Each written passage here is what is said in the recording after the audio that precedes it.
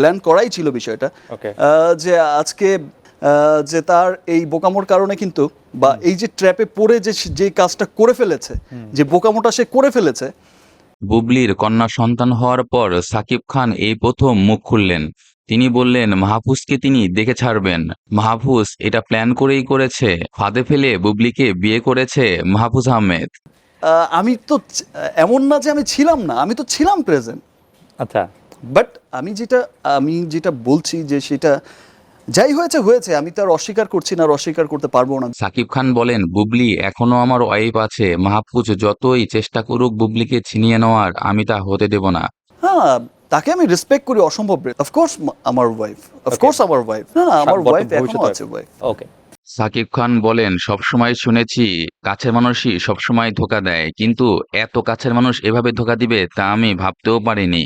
আজকে আমার ক্যারিয়ারের একটি বড় ক্ষতি হয়ে গেল বললেন সাকিব খান।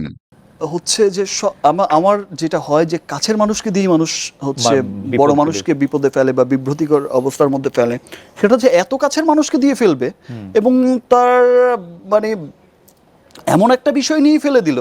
সাকিব খান বলেন খুব শীঘ্রই বুবলির সাথে আমার একটি সিনেমায় শুটিং করার কথা ছিল এবং সেই প্রস্তুতি নেওয়ার কথা ছিল বুবলির, কিন্তু এর মাঝখানে সে এমন ঘটনা ঘটবে তা কেউ চিন্তাও করতে পারেনি।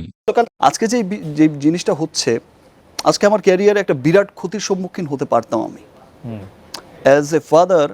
সো এই কাজটা আসলে তার করা উচিত হয়নি। হ্যাঁ। আর সেটা কিন্তু সে কখনোই হচ্ছে সে সেটা নিয়ে ভাবেওনি, বিকজ কোরবানি ঈদে তার আমার সাথে লঞ্চ হওয়ার কথা একটা ছবি দিয়ে। ওকে আর সেই কারণেই কিন্তু সে জিম করছে, কাট ডাউন করছে।